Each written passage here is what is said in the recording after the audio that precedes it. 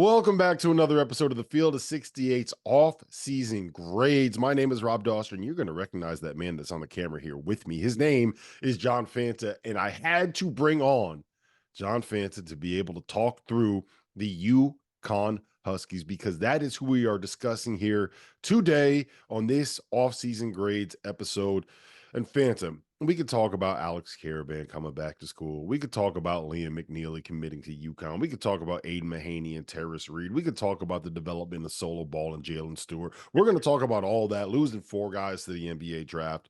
The single biggest development when it comes to UConn this offseason is that they kept Dan Hurley from going to the Lakers. We've talked about this ad nauseum at this point, but now that you have about a month or so of in between him making his decision and kind of where we are right now, how has that changed your view at all of his decision, and how has it changed your view of what UConn is this season?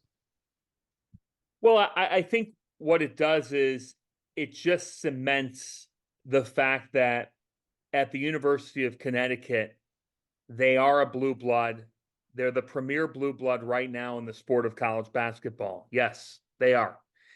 And when you look at the other blue bloods, all right, Duke is trying to figure itself out in the John Shire era. Now, it should be very, very good. But remember, Rob, when we're judging blue bloods, we're judging them by what? Final Fours and titles. When we turn to Kentucky, they have a coaching change. Bill Self in Kansas, ho-hum, obviously. But I think that for Dan Hurley to stay at UConn, it just ups the ante. When you win back-to-back national championships, and I know your initial response would be, it never gets old. Of course it doesn't get old. But there is that thing in the sports world, right, where people say the best part of winning is when your program is first tasting it again, or your team is first tasting it. The rise is the best part of a team or program's ascendance. And then once you've won, like for Boston Celtics fans next year, it's going to be different now that they've won their first title in 16 years. At UConn, I think we would have gone into next year, and if you're those fans, yeah, you're fired up about your team, but there's also, stale is the wrong word, but a little bit of, well, ho-hum, this is what they're supposed to do at UConn. More pressure to get it done because the 2 previous teams have done it than excitement. Yeah, there's You know pressure. what it is? Not to cut you off. You know what it is? I think Hurley staying just adds a whole new injection of excitement that, hey, this guy's maxed out at UConn, but is going to go for even more.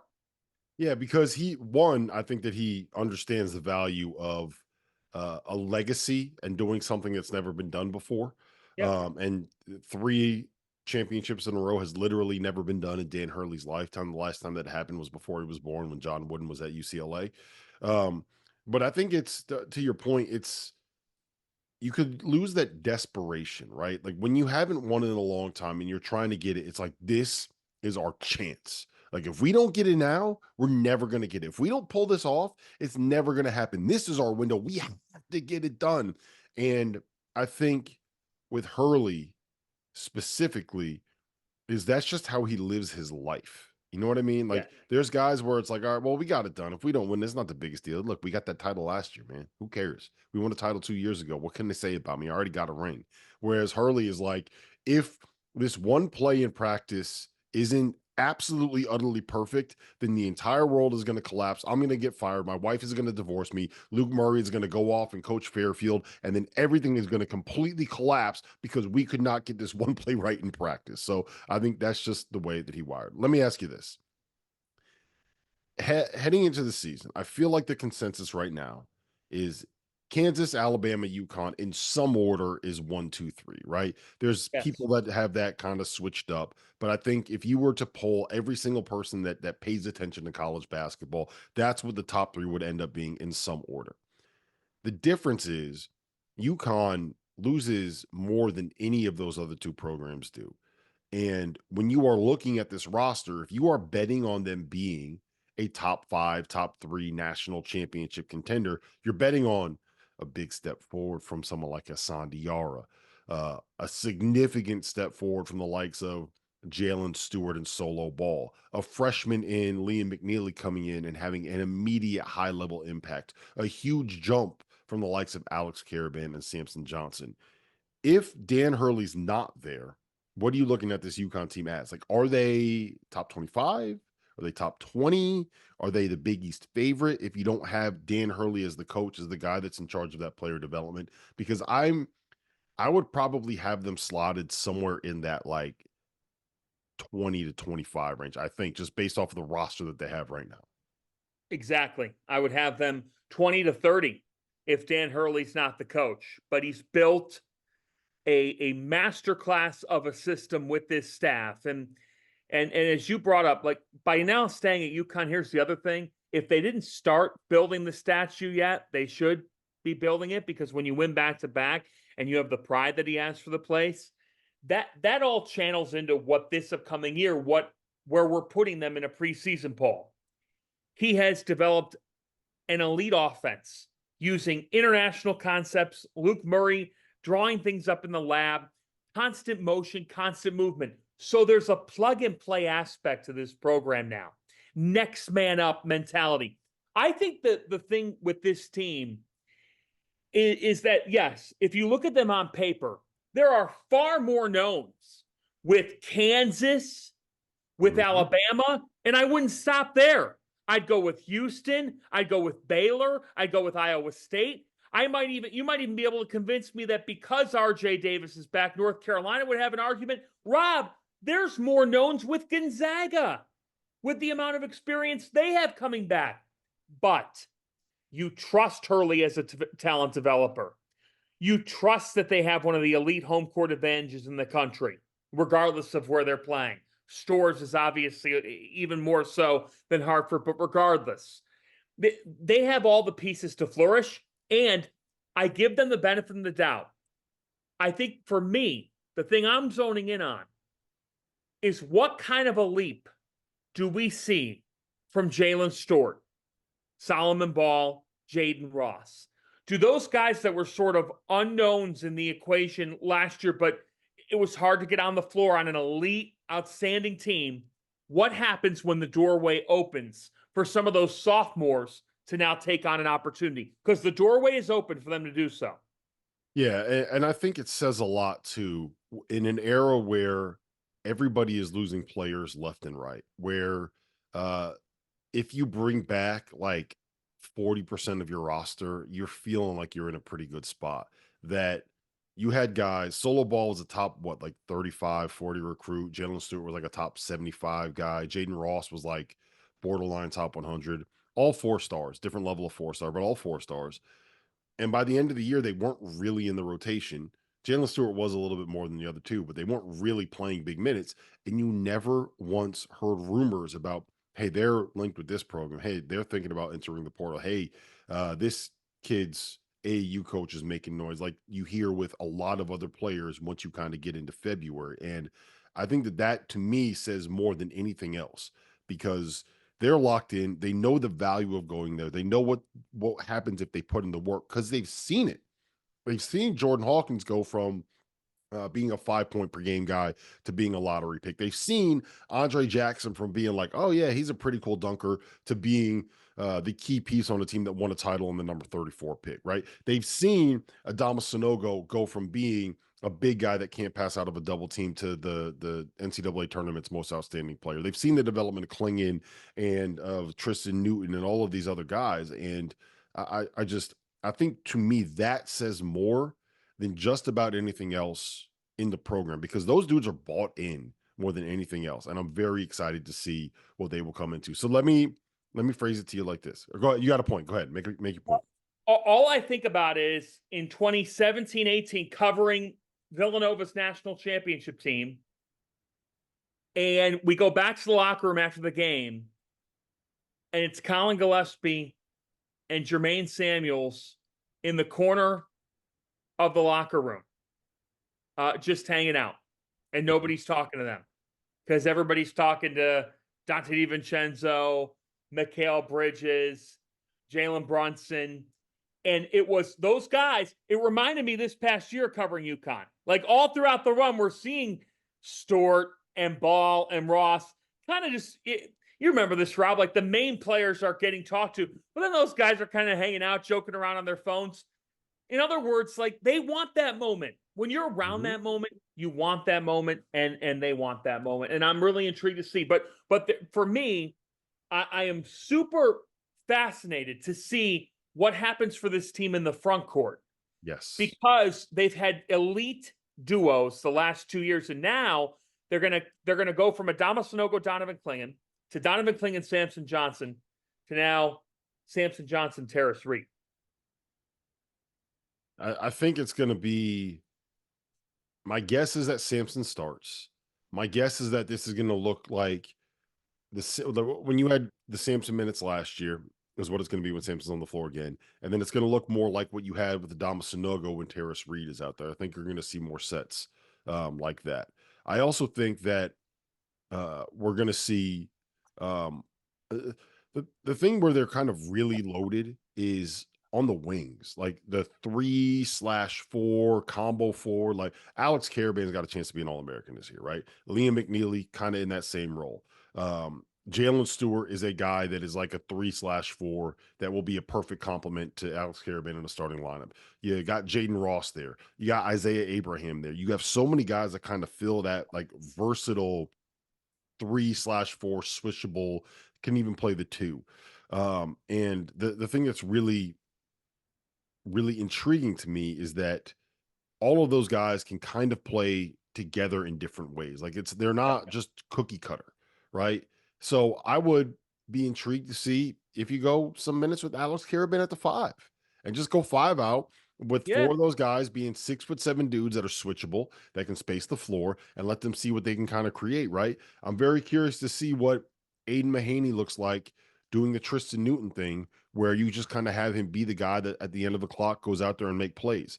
What is Asan Diarra going to be as he plays into a bigger role? Like we talked about this a lot last year, how much he could be a game changer off the bench. Well, now he's going to have to be a game changer off the starting lineup, off the rip. So I do think, to be frank, I think there are more questions than answers with this team at this point. Do you agree? yeah, I do agree. I think Diarra is so big because the last 2 years, right? You've had such a known at point guard. Hmm. Like we will never give, in my book, Rob, you can never give enough credit to Tristan Newton. Never. Because he was a cold-blooded killer. He had so many big-time shots. He was so creative off the dribble. The game went to his pace. He was so calm, cool, and collected. And it's pretty clear just based on making a trip to stores when Danny announced he was going to come back, and then also just getting some things out of the program. Even if you watch the program's videos this summer, Rob, one thing that stood out: Hassan Diarra is leading. Yes. He he gets the assignment. He gets the assignment. But I really like what you say about Caravan and the fact that they can play small, because that plays right into the dynamic that they played with as last year went on and Samson Johnson came in. Johnson wasn't small, Rob, but he was mobile. And when they're moving, when five guys are moving at once and they're creating a not a good shot, a great shot opportunity. Caravan's a terrific shot maker, but the reason why you can put him at the five, Rob, is he is elite IQ wise. He is terrific feel wise. He gets the game. He understands defensive principles. So yes, they have a lot of interchangeability there between the 2 and the 4 spots, and even the 5 when Caravan's there. That gives them the ability to play in different ways, and I think that that's what's really intriguing about this team. Look, are there unknowns with this team? Yes, there are. But Rob, I would say this: I like their depth. I think there's Oh, more than enough. 100%. They're going to be able to. They're going to have guys fighting to be in the 7 or 8 man rotation. Yeah. And when I say that there are unknowns, it's Yeah. not it's not like there are red flags to me. No, there's a That's not what I'm difference saying. there. Yes. See, everybody in Connecticut right now is saying, "Oh, here he goes again." Mhm. He's red. You're not putting up red flags. No, it's not that there are red flags, but it's like last year you could look at the roster, right? Especially after they signed Cam Spencer and say, okay, this is what the starting lineup is going to be. This is what they're going to look like. These are the roles that these five guys are going to end up playing, and these are what they're going to ask from the guys off the bench. Whereas this year, you could tell me there's a half dozen different starting lineups, and I probably would buy into them, right? Where I think if you looked at it right now, as of today, right, outside of Alex Caravan, is there anybody where you would say, I will bet my life savings on them being a starter for the UConn Huskies on the first game of the season if they are healthy? I don't think that there is. Like, I could see a situation where Sandiara, they're like, listen, man, you are elite when it comes to being the game changer off the bench. We're going to play you 23 minutes a game, but you're going to be doing it I coming think off the he'll bench. Like, but yeah, well, but I think he'll the start. no, I think that he will as well. But the larger point is that I think that there's going to be a lot of decision making and figuring out what exactly that they have, right? It's not that they are not going to be good. I think it's hard from the outside to know what exactly they have and who is going to be the guys that take that big step forward because somebody is going to. Does that make sense? I feel like I'm talking myself in circles right now, but there's figuring out where the production is going to come from and who are going to be the guys that take the leap without being in those practices and seeing it is not an easy thing to do because there are probably 8 or 9 guys that deserve to play 25 minutes a game on this team. Yeah, there are. There are. I mean, I think for me, Aiden Mahaney coming into this program, understanding the system, meshing well with Diarra is going to be very important. I mean, Mahaney was a great kid in the portal. Hmm. It takes a different set of balls to play at UConn. So I'm sure that he's embracing that. All reports say that he is, but we both know, like, even for Tristan Newton, and this is why I think Hassan Diarra starts, because he gets it. Tristan Newton did not have a great 2 years. He had a great year and a half, an otherworldly year and a half. If you asked a UConn fan or anybody close to UConn or even some quiet members around the staff in December of 22 what they thought of Tristan Newton, your answer was very different from what it was going to be now. In other words, it could take Aiden Mahaney a little bit of time here to fully figure it out. And that's where, Rob, your point's proven. Because if I'm a Jalen Stewart, I know walking into training camp, I know walking into preseason practice, I even know going into a game what the staff expects from me. Let's Hmm. face it, Rob, Dan Hurley is very different from Randy Bennett. Yeah, just a bit. What I will say about that though is when it comes to Randy Bennett's offense, right? Yes. The St. Mary's runs more ball screens than just about anybody else in college basketball. And when they're at their best, they have an elite ball screen point guard. And if you look at some of the numbers, I don't have them in front of me. I looked it up when he committed, but Aiden Mahaney was a very good player and especially scorer off of ball screen situations. And my guess is what will happen in this season is they run their offense, they run this, run. There's 8 seconds left on the clock. And instead of throwing the ball to Tristan Newton saying, hey, you're going to get a screen, go make something happen, or you're going to get this DHO, go make something happen, that will fall into the hands of Aiden Mahaney. And I think that he will be asked to make a lot of those late clock shots. And I think that he's going to be capable of making them. Because the one thing I hear about him is like he's got a little more shit to him than people realize. And I know that's good. Like that's a thing that Goodman says, right? That's a Goodmanism right there. But like there's a little bit of he can be a little bit of an asshole, I think is probably the nice way of saying it. And I think that that works well when you are the point guard of a Dan Hurley team. It's not quite as overt as a Cam Spencer, but it's that same kind of mentality when you're on the floor. So I do think that that will help him a little bit. All right, let's get into some of these topics slash segments slash ideas that we're going to get into. I'm going to start with the X factor.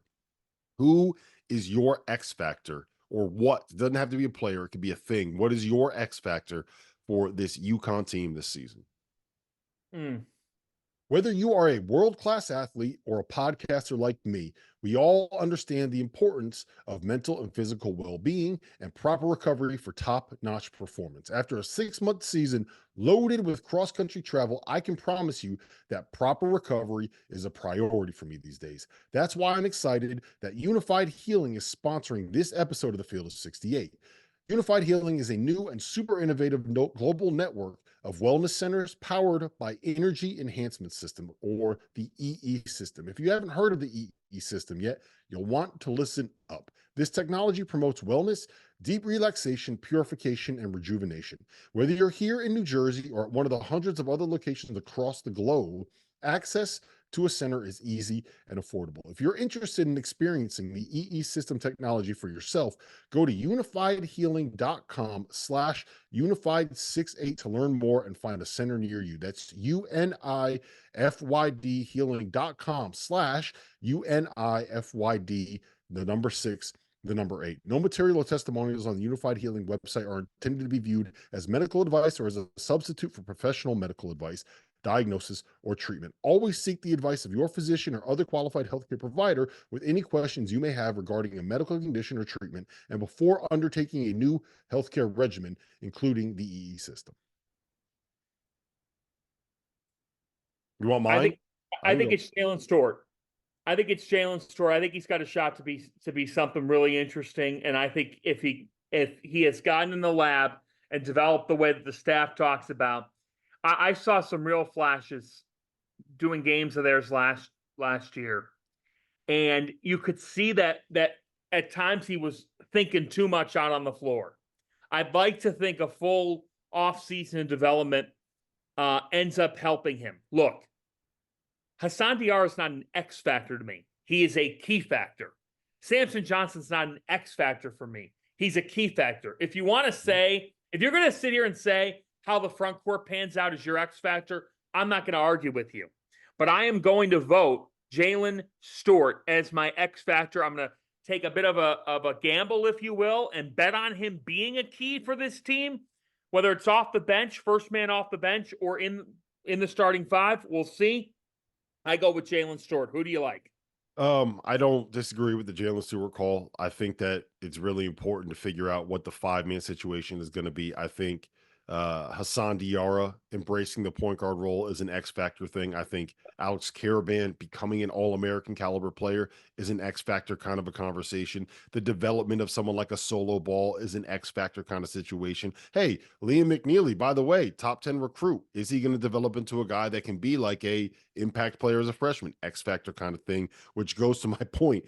There's a lot of like questions and ifs when it comes to what this roster is built. But I'm going to settle on it's the 5 spot, right? Like so much of what they've done this year has been like, or the last 2 years has been, you got Adama Sanogo for 30 minutes, and then you got Donovan Clingan for you got Adama for 28, Donovan Clingan for 12. You got Clingan for 25 minutes. You got Samson Johnson for 15. Figure out what you're going to do with all that. How does it work now that you don't have two very obvious stars at the 5 spot? Your expectations for this group. Is it national title or bust? Is it 3P, or we got to rip up that new contract that Dan Hurley got? Only UConn fans would say something like that. Look, my realistic expectation, I know that the expectation has become 3P, and that's all they're thinking about. If this team makes an Elite 8, I would consider that to be an accomplishment of sorts, because it means that a lot of what ifs turned into certainties. And Rob, you and I both know, more often than not, once you get to a regional final, at that point, throw the ball up in the air and see what happens. It's a basketball game. The last 2 years have been silly, right? They've been silly in terms of their dominance. If Connecticut's winning games by an average of 15 to 20 points per game again in the NCAA tournament, I'm here to tell you folks, I will apologize live at our Final Four shows and by everybody around, because I will have been wrong. That's not happening again. That's not happening. Please again. don't make that promise. That promise. please, you got a mortgage payment now, man. Please don't make that Yeah, promise. Though. that's Around a true. Final Four beers, if UConn is there, I know how many UConn fans show up, and I know how much they drink Fanta. You don't want to make All that right. promise. Well, you know what? Hey, there's a half promise, if you will. Andrea can I guess pay for the other half. I'm not sure how that'll work, but we'll figure it out. But for me, if they make it Elite Eight, that's a really accomplished season. I don't go short of that because at UConn the expectations are that high. But that's my honest expectation. If they can make the Sweet 16 and then I'm going to say Elite Eight, I'll go a step further. That would be a really special season. I'm not going to sit here and say my honest expectation is national championship. I just don't think that's fair for a group with this many questions. Yeah, I think the level of expectation within that locker room is win the Big East regular season, win the Big East tournament, win the national title, right? Whereas I think from the outside, the if you're talking about what would be a successful season, I think you probably want to win the Big East regular season title just because I think that they are uh, going to be the clear cut favorite, right? But I find it very hard to set a level of expectation for a team with this many new pieces and new faces and new roles as anything more than like, hey, look, you finish as like a top 2 or 3 seed, you get to the second weekend, you make a little bit of noise in the Big East tournament, worst case scenario, and you find a way to be able to be competing for a Big East title that at the end of the season, like that's going to be a successful season in my mind. Like it's it is what it is, man. All right, off season grades. Can you talk me out of this being A plus plus plus plus plus plus? Like, can you talk me out of it? Because I don't think that there's enough pluses that you could give that A. No, it's an A plus on steroids because everything that could have gone right has. And one of the interesting things is UConn is not going to sit here and tout that they've got the most NIL because they don't. Now they have NIL money, like other heavyweights do. So let's not short them. But you have to be of a certain type of kid to play at Connecticut. They're not just taking anybody. And Rob, they now have the affordability to pick who they want, Yes. not the other way around. Yes. That's what we saw in the portal. That's why I gave them an A plus. And I'll stop right there because I could tell your brain wheels are churning right now off that point. No, like they had the opportunity to bring in more transfers than they brought in, right? They have the ability right now to go out and pick and choose who they want because of I mean, look, the proof of concept is there, right? They get players better, they get players drafted. Cam Spencer went from being completely off draft boards to being a guy that had 18 points, 8 rebounds, and 7 assists in his first summer league game for Memphis after being the 53rd pick. No one knew who Tristan Newton was. He goes to UConn, is a first team All American in his second year, wins back to back national championships, is the number 51 pick, right? Donovan Clingan goes from being a top 50 ish kind of recruit to the number 7 pick. Steph Castle is, Steph Castle. But Alex Caravan is going to be a guy that was like the number 81, something like that, a top 100 recruit, and is going to end up being an NBA draft pick whenever he goes. So the proof of concept is there, and they are able to go out and get whoever they want and say no to some very big name. Like it's And they almost to did. the yeah, it's almost to the point. And I'm not going to say any specific names, but they were able to say no to guys and almost said no to other guys that and like it became a conversation on like do we really want to bring this person into our culture, and when you Yes. get to that level where it's like they need to convince us that we're going to bring them in, that's when you've hit the sweet spot as a program, and that's where UConn is right now. Yeah, you're in the top percentile of your class. It is A plus, and that's why it's going to be hard to imagine them not getting an A plus. Their coach turned down the Lakers to stay at Yes. UConn. He turned down one of the premier brands in all of sports. They got the piece that people were questioning if they get him back or not. They got him back in Alex Caravan, who has become beloved by Husky faithful for how he plays the game, for how he competes. Caravan's perfect in ushering in an Aiden Mahaney to the program. All right, In I telling got a Terrence Reed, hypothetical for you. I And I'm going to tell you right now, we haven't spent a ton of time on him. One big thing of this offseason, Liam McNeely was not part of the original plans. He fits UConn to a T. He is going to Mhm. be that next great Husky. This kid is a stud. Stud. Yes, he does a lot of the same things from a basketball perspective. Like what they were able to do with Cam Spencer in an offense is very similar to what they'll be able to do with Liam McNeely. Quick question for you. Hypothetical. Let's say Alex Caravan decides to go pro instead of come back to school.